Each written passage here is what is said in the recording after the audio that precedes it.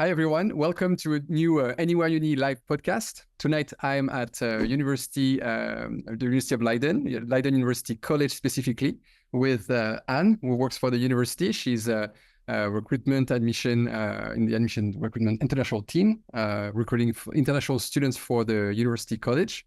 And we're going to have an exchange discovering, what university colleges have to offer in the Netherlands. It's a very specific, very unique offer that they have, and understand more what LUC, so Leiden University College, what they have to offer for international students and the entire admission process as well. Hi, Anne, how are you? Good, great. Very nice to see you. Yeah, good to see you as well. We've known each other for a few years now. And I know we have, a French back community, and not only French students, because we have students from all countries, but mostly studying the French back, a few IB students as well. And I know there is a lot of French back students at Leiden University College. Yes, right? Exactly. We actually recently did an analysis, and we have quite a large substantiation of our students who come from the French back, coming from all around the world. Yep. So a lot of international lycée français as well. All right. So they love French back students. So this is a very interesting, I think, option to explore for some students. So before we dive a bit more into the college itself, the Netherlands, what's happening at the moment? Are they still, welcoming international students? We're hearing things. We know it's a destination that every year there's more and more international students interested. Lots of options in English. Leiden University College specifically, it's only in English. Yeah.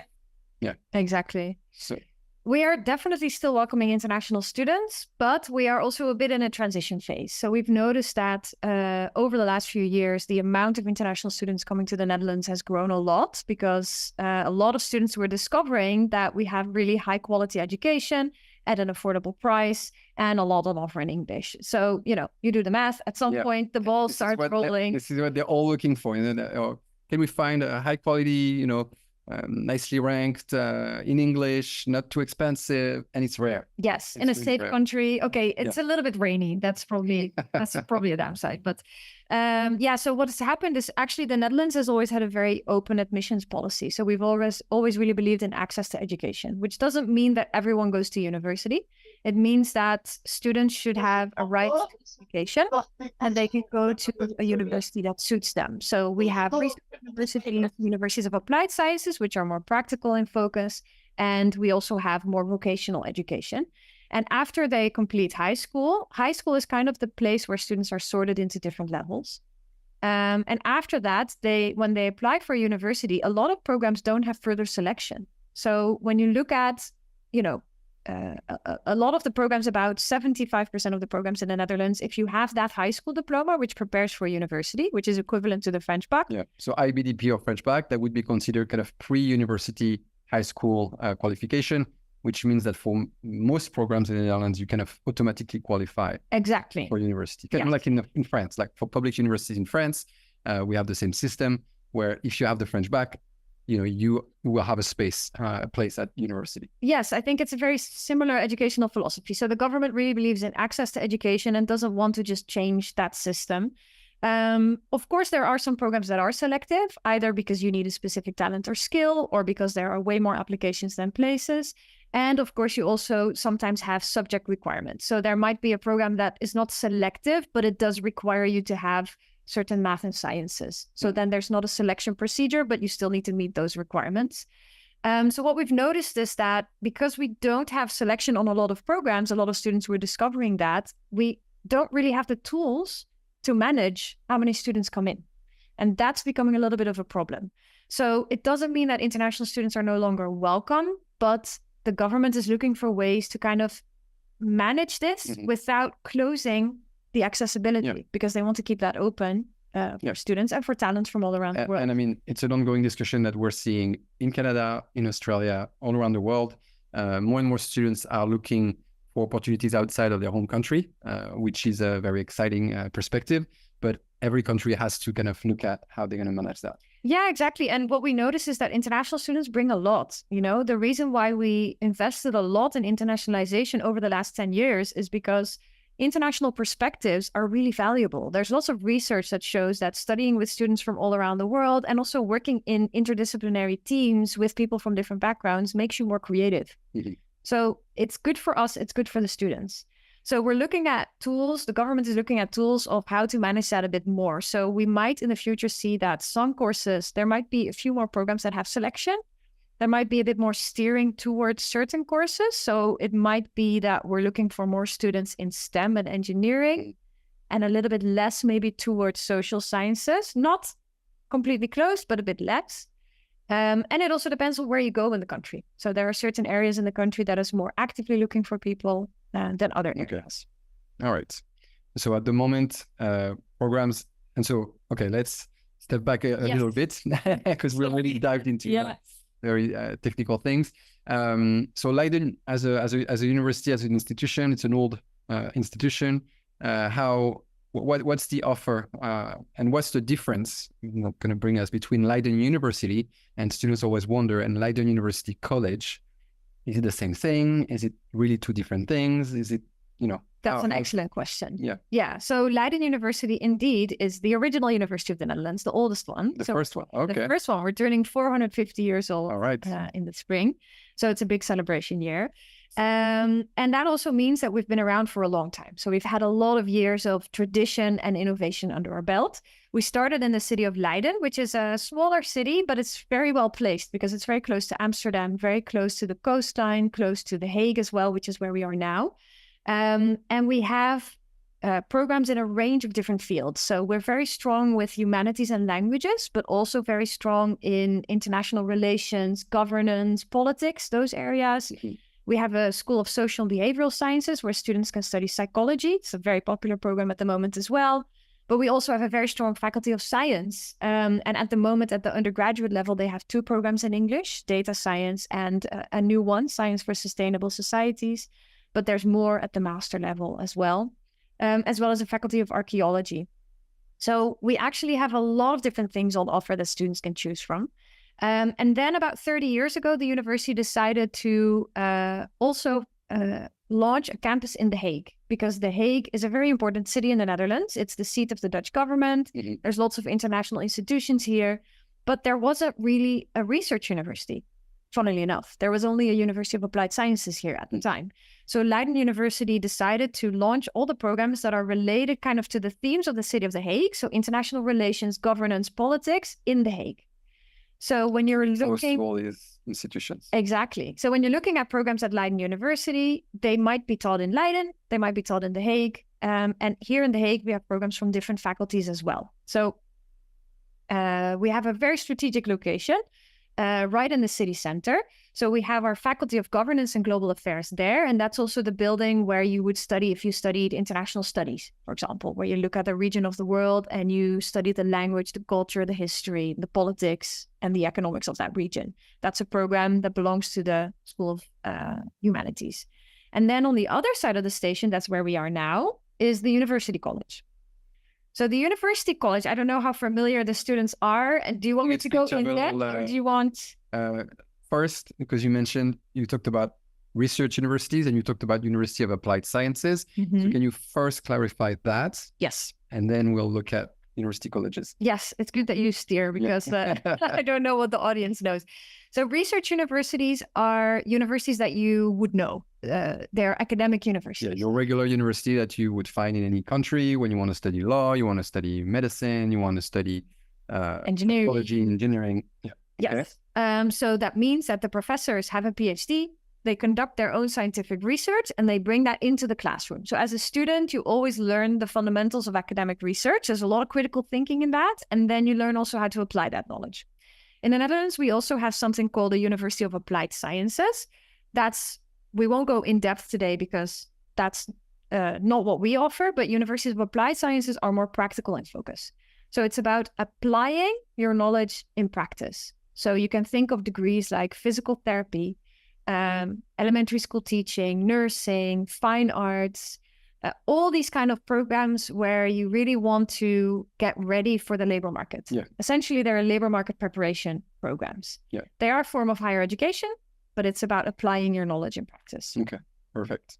So Leiden University, as the oldest university in the Netherlands, is a research university. Yes. And then they have a university college. Yes. So what's the relationship between the two and how does that work?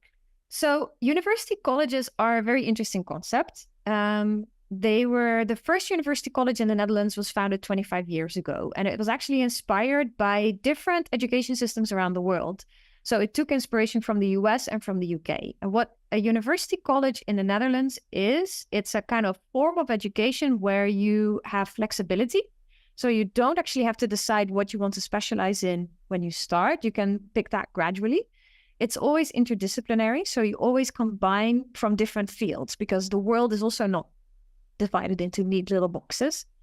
And there's a strong focus on community. So we took a lot of inspiration from the American liberal arts model. So liberal arts and sciences is actually the degree which is taught within a university college. And within the liberal arts and sciences model, you have a couple of these elements. So you have flexibility, you have interdisciplinarity, but you also have a focus on developing yourself as a person outside of the classroom. So there's a lot of room for extracurricular activities, projects, doing things relating to the city that you're in, social kind of engagement projects.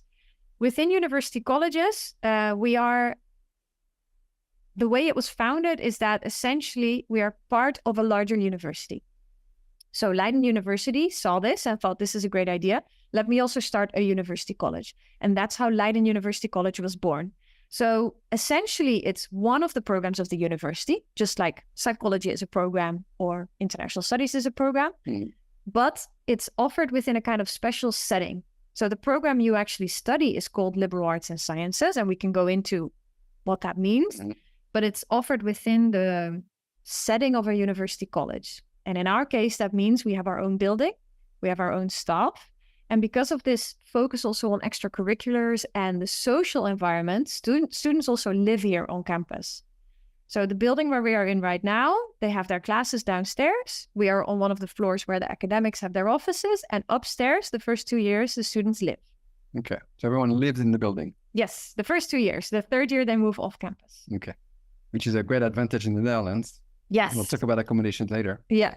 Yeah. It's exactly. great that you can stay on campus. Okay. So you kind of inspiration from the US liberal art model where you don't have to choose your major right away. And at the same time, similar to maybe the Oxford, Cambridge, Durham type with their colleges where you have that collegiality and you have smaller classrooms as well at smaller university colleges. Yes, there's a very good point. So the average class size is about 20 students. So you have a lot of room for discussion and interaction, but it's also a small scale community within the larger university. So students get to know each other really well. They get to know the professors really well because you're within a kind of contained college. So indeed, inspiration from the UK in that sense. Yeah. Okay. And so how many students do you have at Leiden University College and where are they coming from? Is it half Dutch, half international? Is it more international? Like what's the population? Yeah, so we have 600 students in total. So we have an intake of 200 each year. And for that reason, we are also selective because we have only room for 200 in the building. And they come from all around the world. I was just doing an analysis last week and we have about 35 to 40% Dutch students and the rest are all internationals. And the Dutch students also, a lot of them have lived abroad before they came here. So it's really a mix. We also have a lot of dual passport holders. So we have about 25% of our students are dual passport holders. Okay. Yeah, it's a very international community. But the nice thing is also that it is a mix, right? So if you are just French and you've grown up in France and you are just a French passport holder, you're also very welcome because it's a mix, right? So people bring their different stories and we also want people with their local stories. Yeah, so you don't have to have two passports to apply to Leiden University College. Exactly. That's good. Yeah. Okay. So how does it work for a student so it's a Bachelor of Art and Sciences. And so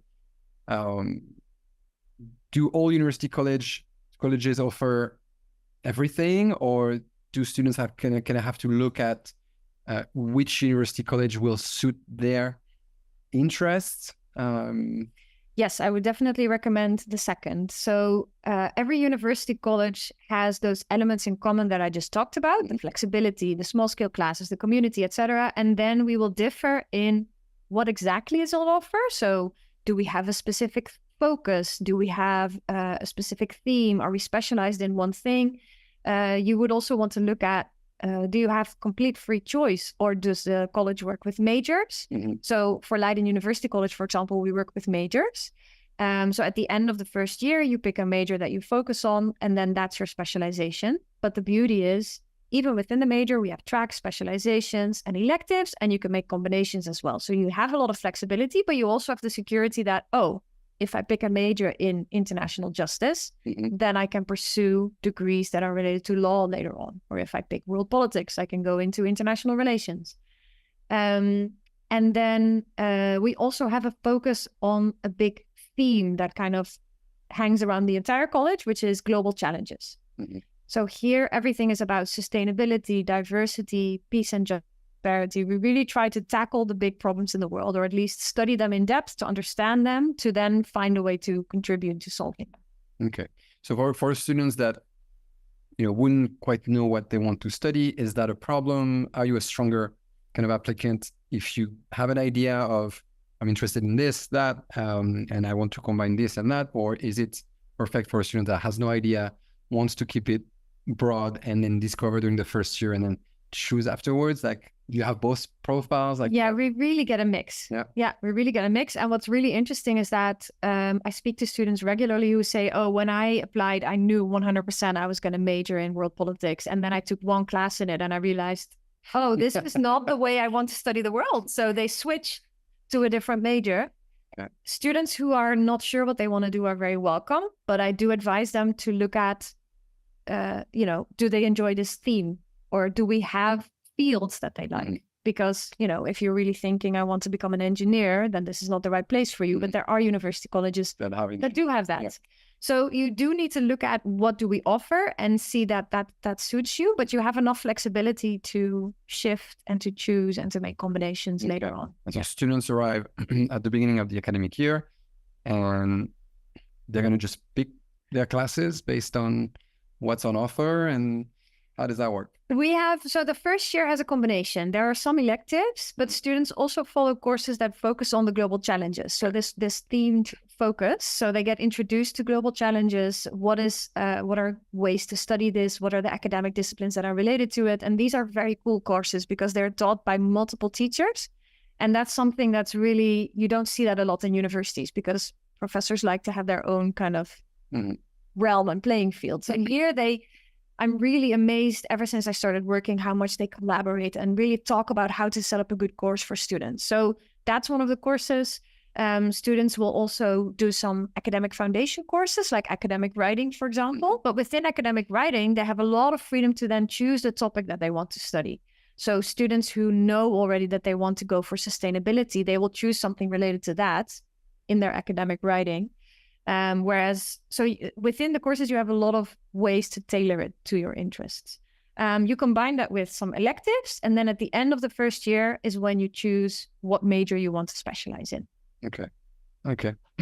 I think that's very, very clear. And so students after that undergraduate degree, they will have a major, very specific. So it could be psychology. Can you give it, maybe not psychology here, but yeah. So our major, we have 6 majors, and they all have a name. So that will be what shows up on your diploma. So if you are interested in social sciences, humanities, you can major in culture, history, and society. So your diploma will say you studied liberal arts and sciences, you majored in culture, history, and society, and it will list all your courses that you took, including if you go on exchange, you take those credits back. They also appear on your diploma. Or if you do a minor, we have a lot of partnerships also in the Netherlands. You can do a minor in Delft or at Erasmus in Rotterdam. That will all appear on your diploma. And that's what you use to apply for your master's. All right. And so, so you have 6. Do you know them all? Of course. Can we have them? Of course. Yeah. So depending on the major you pick, you get a Bachelor of Arts or a Bachelor of Science. So in the Bachelor of Arts, we have International Justice, which is a bit like the international law focus. It does a lot with human rights law, things like that. Although I do have to warn students, if you want to become a lawyer, you always have to do extra qualifications after. Although I have a student who's doing a part-time degree at... I think Sorbonne. To qualify for the French at the same time? system. Yeah. So that's something that's possible. All right. So for students who are interested in that, we have world politics, which focuses all on politics, conflict, international relations, and we have culture, history, and society. And then in the sciences, we have governance, economics, and development. So that's the more quantitative major, where you also use economics, quantitative methods, some data modeling. We have global health, innovation, and society. So that's more about public health. So think about the pandemic. How do we manage, big pandemics like that?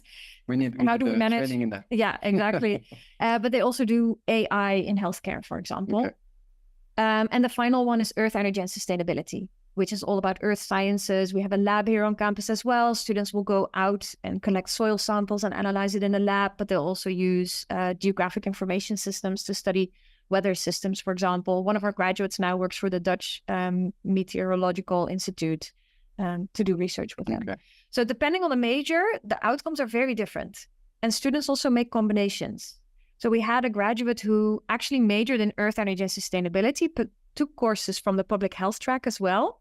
And she now works for a company that developed an app that can be used in remote areas for scanning when people are pregnant. Okay. I forgot what it's called. Yeah. Ultrasound. Okay. Ultrasound, because the machines are very expensive. Yeah. But this way, you can do it with a phone. Really? Yeah. Cool. Very cool. Super random. All right. Yeah. So this is a great transition to go to not the scan itself, Yeah. but the majors, to go to understand the admission process, because you can graduate with a bit more BS Bachelor of Science or a Bachelor of Arts, but do you have the same entry requirements in terms of courses that students have to be eligible for Leiden University College, or would you be okay if there's no math, if the student is more interested in the arts, or is it the same for everyone? Everyone has to have math or science. Like, how does that work in terms of the courses that they have to choose? So in the French bac, there would be the French specialties, or the higher level, I guess, in the IB. Yeah. So we try to be as open as we can to students from different backgrounds, because it is an arts and science program. One big difference with other courses in the Netherlands is that we do have a grade requirement. So we're already looking for students who are academically stronger. What we do is we have a kind of math advice on our website. So we tell students, hey, you should be able to handle the math level here if you've taken this. So I believe off the top of my head, it's math complementaire grade 13. Yeah, grade 12, like terminal last year. Yeah, with a grade of 13. With the grade of 13? Yes. Okay, perfect. Or if you do spécialité, grade of 10. Okay, so just to pass it. Just to pass it, essentially. Because for us, the focus is more on, have you seen the material and do you understand the material? And then when they get here, they take a diagnostic exam to figure out where their level is. And we expect a bit of independence from students as well. So this is often quite funny for students who are looking at universities that are all about very high requirements. We think, okay, we will assess whether you are eligible for the course based on your grades, your motivation, holistic selection process. If you have taken at least this, what I just said as the minimum math requirement, you should be able to handle it. Okay. Then we provide a list of courses and sort of math topics that they need to have seen. And if students say, hey, this is a math topic I've never heard about differentials, we encourage them to study up on it to make sure you're ready for the math course, which happens in the second semester. All right. And students do have to pass that one. So there's also a bit of responsibility on their part. All right. So if students have a pre-university qualification, so French bac or IB, if they have math up to the final years, I guess, of their program, they should be okay with the math and the requirements. Any other requirements? Do you need to have a science? Do you need to have a specific English level? Like, are there other requirements? Yeah, so essentially we look at the overall diploma that students have studied, and the well-recognized international diplomas are recognized by us as well. The French bac we know is very rigorous and very broad. The same goes for the IB. So we accept those diplomas as they come. We look at the overall grade that you've taken, and then depending on whether you've taken English or not, for example, if you're doing the French, the international version of the French bac. Yeah, BFI. Thank you. I'm thinking OIB, but I'm like, no, it's It was the IB. yeah, it's different now. Then you don't have to take an English language test, and otherwise you do. Okay. So that's the distinction. So if you do the full IB diploma, which is fully in English, then you don't have no to need take to. English. Okay. And what score would you be looking at? Do you know into the IELTS or TOEFL, like the kind of English? Is it a B2 plus C1? Is it like a something like that? 0.5? Yeah, this is really dumb. I should have known this off the top of my head, but I rarely get this question. I speak to a lot of students who already meet the requirements. Yeah, exactly. They're Yeah. probably already. But I have to say, it's actually very clearly listed on our website. Yeah. So when you go to the Leiden University College website, there's an admissions section. It tells you exactly per diploma, what is the grade that you need, what's the math grade that you need, what's the English level that you need. Correct. So I think off the top of my head, for IELTS, it's a 7.5. Okay. But I don't want to lie. Okay. So double check. Yeah, sorry about that. Sorry, we were like That's all right. focused on other things, and then I forgot to check. Okay. And so what is the admission process like? So you said that many programs in the Netherlands are non-selective, that university colleges are smaller, and therefore there's a limited number of seats and beds. Yeah. So there is a selection. So what's the admission process like? Like, what do you look at? Is it just what we just talked about, or is there personal statement, kind of motivational letter? Do you need references from teachers? There are entrance exams, interview. Like, what's the whole picture of the application process? Yeah, it's fairly extensive because you phrased it very well. It's a special college, so we are looking for students who are going to be thriving here. Meaning, when you're in a small scale classroom and you can't hide behind anyone, are you going to participate? Are you going to be someone who's curious about the world around you? So we assess that through a couple of elements. The academics is an important part. Yeah, Someone checked, and TOEFL is 100. IELTS 7. Thank you better, so much. 7.5 was high, and that's very high. Yeah. Good news, 7, which is already a very strong score. Yeah. So 7 for the IELTS, 100 for the. I appreciate that. Thank you so much for the person who looked it up. We have live support. Amazing. It's already a step ahead if you apply. So we look at the academics because it is a fairly academically rigorous program. And this is something that students sometimes find confusing, and especially parents, because they're like, oh, you have so much free choice, so it must be like really, relaxed. No, actually, it's a really academically rigorous program. So we need students who are stronger, have a stronger average grade. So that's really step number one. We ask for a motivation where you explain, why you decided to apply here. And that's quite different from the UK, where you usually write one personal statement. Yep. Here you write a motivation letter for the program. Yeah. So tell me why you like LUC, why global challenges, why does it appeal to you? We ask for a reference letter from a teacher. One? Yeah. Okay. Please, just one. And then we have a new element in our admissions process that we're testing this year, which is where we ask students to take part in a sample class or a real class. So they can either do a sample class during our online experience day, our in-person experience day. They can come to Student for a Day, which is you sit in on a real class. And if none of those work because of time zones, difference, etc., you can ask for a one-on-one conversation with a teacher. So we will always make sure you have a way to so when does that happen? Is it before you apply, like as you create your account, and then they're going to ask you to complete that step? Yes. So before you get admitted, like before you get an offer? We will not give an offer until you've completed that step, but you can do it. So let's say you apply. We have 2 application deadlines. Our early bird deadline is the 1st of December, and our regular deadline is the 15th of March.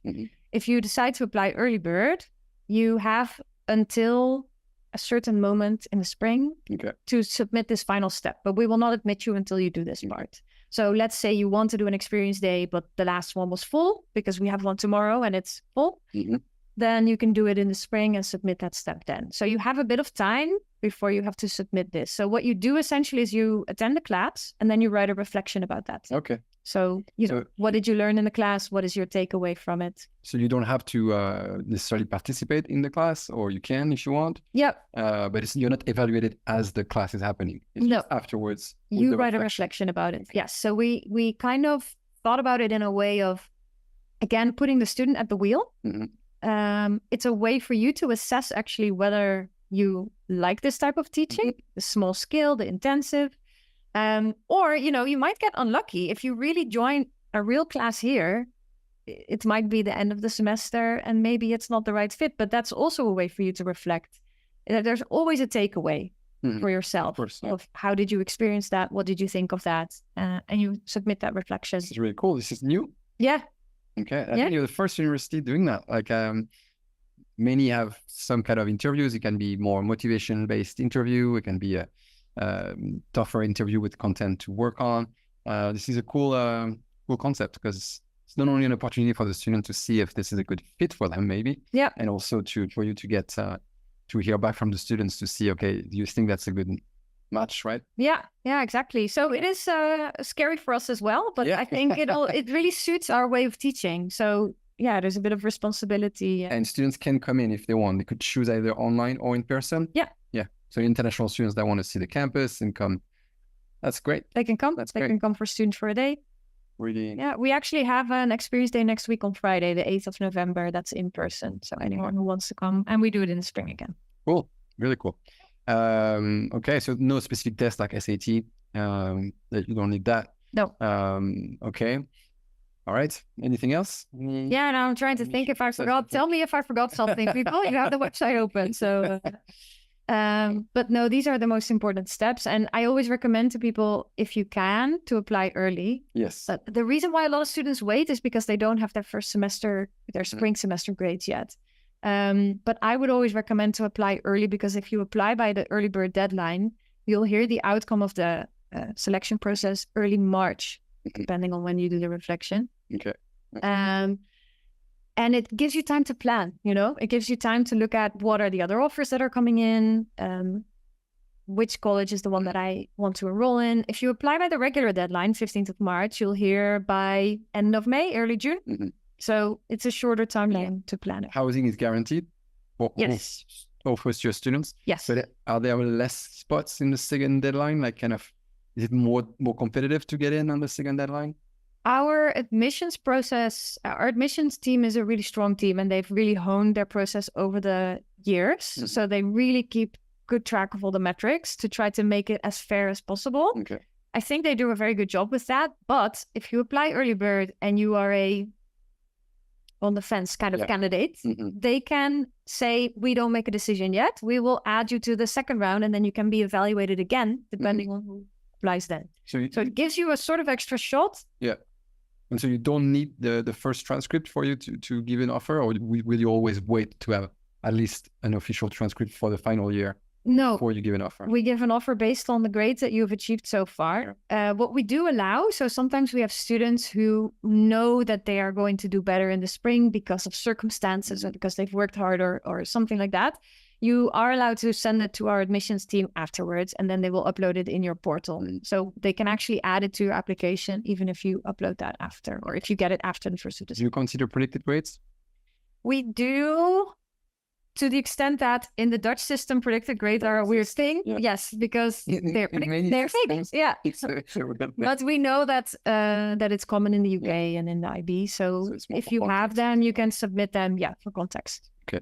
And do you give conditional offers or unconditional offers? Conditional. Yes. So compared to regular university programs in the Netherlands, the conditional offer will usually say you need to graduate.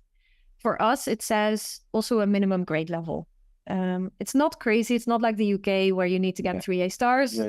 Because we don't believe that, let's say you were predicted 36 points on the IB and your offer says 35 and you get 34. You can reach out to our admissions team and they will discuss it. But if you get 27, it'll be harder. Like it might. So it will be a conditional offer, but it won't be something. It won't be sky high or super hard line. Yeah. Okay. There's something in the Netherlands called the binding study advice. Oh yeah. Right? Because I always explain that to students that because say what you said exactly, they're surprised like, how is this a competitive university if they're asking for 13 or 14 on the French back when, top universities are asking for 16 or 17? And I explain there is a first selection then, and then in many research universities, you have a binding study advice, meaning that maybe 10%, 15% of the students are not going to make it to the second year. And so you have to prove yourself in that first year, and that they want to keep the chance, as you said, like the opportunity for everyone to kind of try if they have the qualification, but then you need to prove yourself when you are at university. Yeah. Do you also have that binding study advice system at Leiden University College? Yeah. Yeah. Every university has it. Okay. It can differ a little bit what the cutoff is. So it says how many points you have to achieve or how many credits you need to earn, essentially. And that can differ a bit from university to university. But we have it as well. But we have actually very low dropout rates. So we have about 5 to 6 students every year who stop their studies. And Out of the 200. Out of the 200, and we keep track of the reasons. Because it's very low. It's very low, and it's almost always, it's more Dutch students than internationals, Okay. which is a cultural thing, I think. And it is almost always because they realize, maybe this is not the right program for me. It's like a personal choice thing.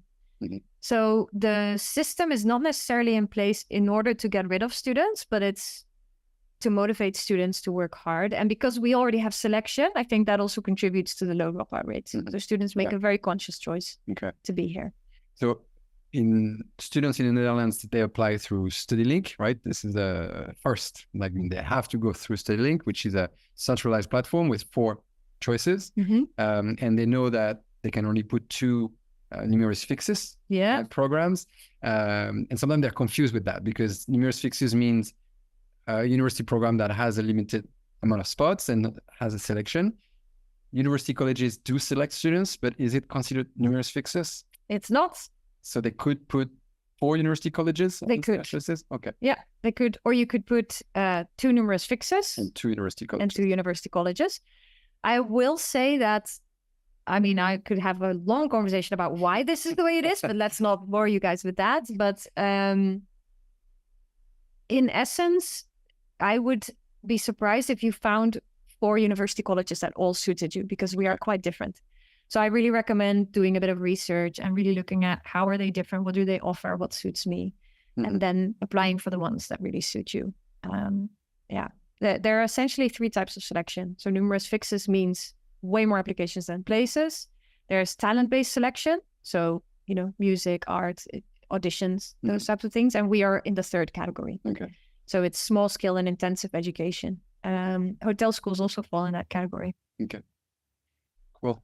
Yeah. I was thinking earlier where you mentioned the fact that students could go abroad during their studies. Yeah. Would that extend their degree to because it's 3 years, or is it within the 3 years? Is it usually over 1 term? Yeah, it's magical. I don't even know how we managed to cram all of that in 3 years. That's also why I think students, it's intense. 3 years is a lot, but no, it's integrated in your degree. So you can do 1 semester abroad. It's usually in the fall of your 3rd year. So that's usually the mobility window. All universities have exchange possibilities, but it will differ what kind of partnerships the university has. So within Europe, there's a whole Erasmus network. So there's a lot of same partners around the world. But outside of Europe, if you want to go to Asia or the US, universities make their own partnerships. So that's worth looking at as well. And you do the semester there, and all your credits that you do that you take there are copied here. So for us, we have a selection process for the exchange, and you need to have a certain minimum GPA in order to be able to go. It's not crazy high, but the more popular a place, the higher the GPA requirements. All right. Internships? Do students have the opportunity to do them or not? They can do it. It's not super common, mostly because 3 years is super crammed already, and we're a research university. So we're focused on giving them the academic foundation for them to take that knowledge into the world. But we did recognize that there is a need for internships. So what we did was, in that same 3rd year, you can, instead of going on exchange, you can also choose to stay here, follow electives or a minor within Leiden University or one of our universities here in the Netherlands. And you can also get some credit if you do an internship. So up to 8 credits, I believe. A lot of students do actually arrange internships because it's a super valuable way of learning and putting your knowledge into practice. But I noticed that a lot of students also do it over the summer.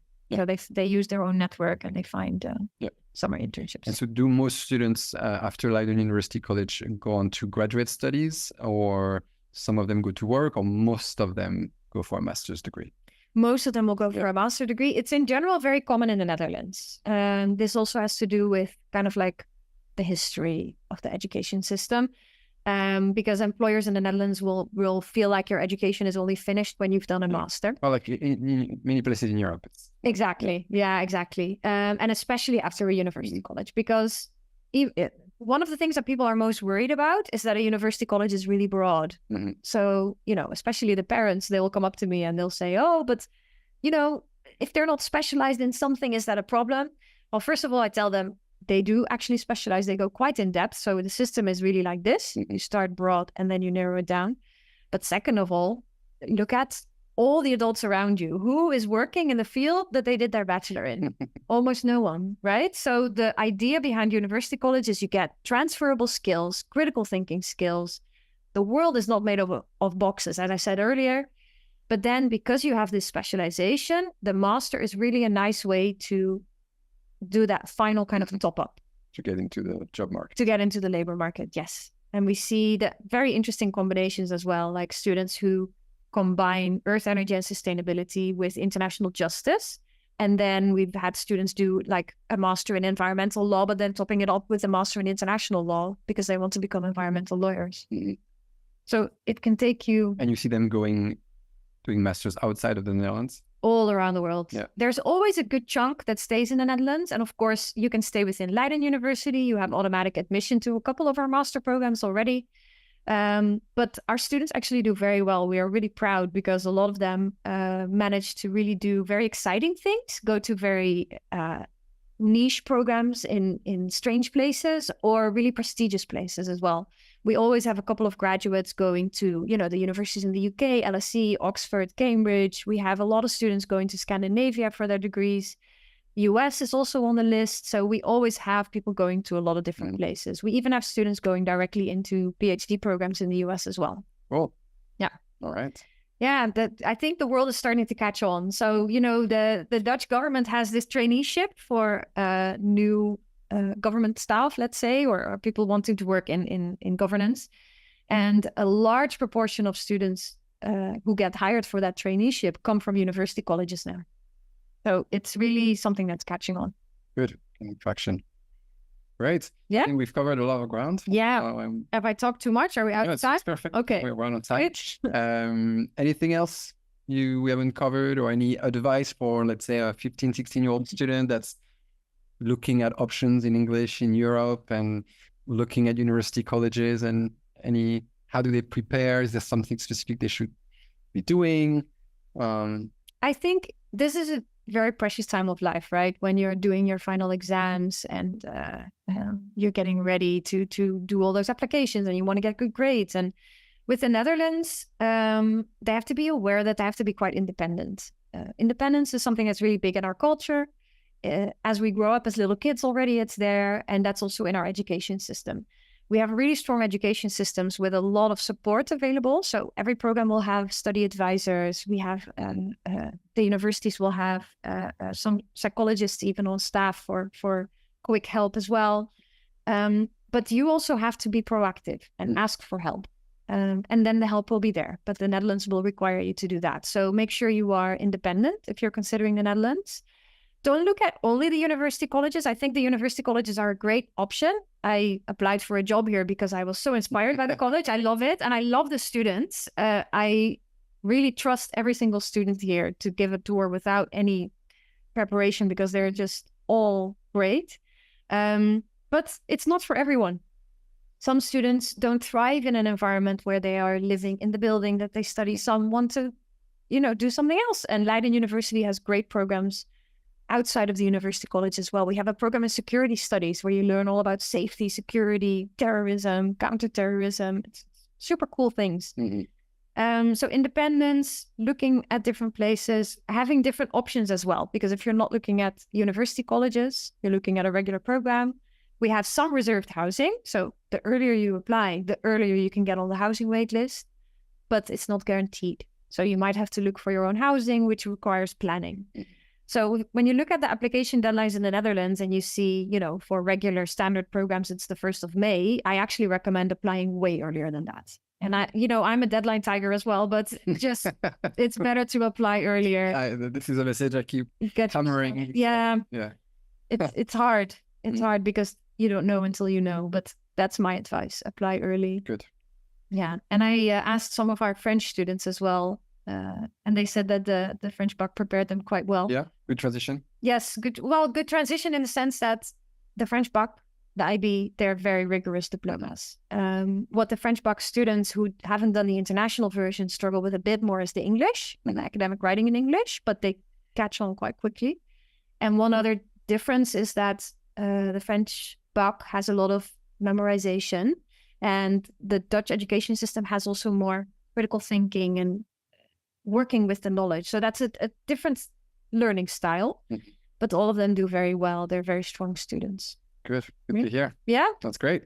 Well, thank you very much. Thank you. Anne. That's great to catch up and to discover this new admission process. That's very cool with the taster lecture that students have to take and reflect on. Yeah, that's really inspiring. Maybe other universities will copy the model. We'll see. We'll tell you next year whether it was successful or not. We stopped it. Yeah. That is really cool. I mean, I'm actually very excited to hear some feedback from students on that when they apply. Yeah, me too. Great. Well, thank you very much. Yeah. Anne. Yeah. So this is the end of this podcast, and we'll see you soon on another episode of the Anywhere Uni Live podcast.